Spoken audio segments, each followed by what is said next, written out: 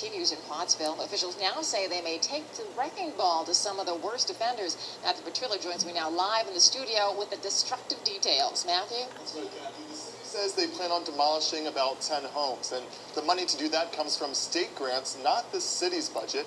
But the use of wrecking balls has some neighbors worried. It's a shame. Ellen Winoski says she enjoys drinking her morning coffee on her porch every day. They should just get rid of them all. But what she doesn't enjoy is the view of a sorely blighted property just across the street from hers. It should be torn down. It should be. It's a mess. And it's been a mess. The house is at 674 North 2nd Street, and it holds the #1 spot in the city's list of worst blighted properties. Its walls are marred with peeling paint. Its front door has been kicked in, and its ceiling is falling apart.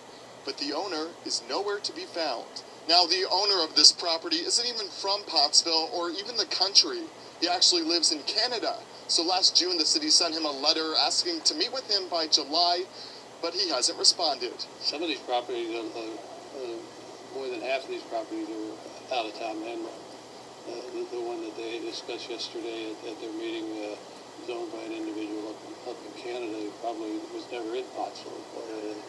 The internet on a tax sale. Pottsville Mayor John Riley says the city is willing to work with property owners, but if they're not cooperative, he says the city could use wrecking balls to take down some of the properties. They zeroed in on the top 10.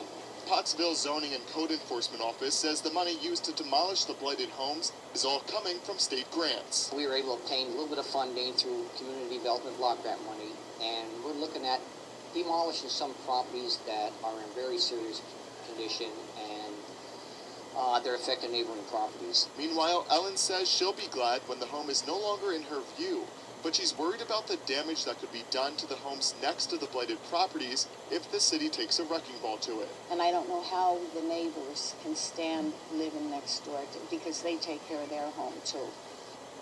Now, the city says after they demolish the homes, they're considering turning those properties into either parking lots or green spaces. But really, Kathy, they say anything would be better than the blighted homes that sit there. Absolutely, and it's a common problem. Absentee landlords often equal blighted properties. Thanks a lot.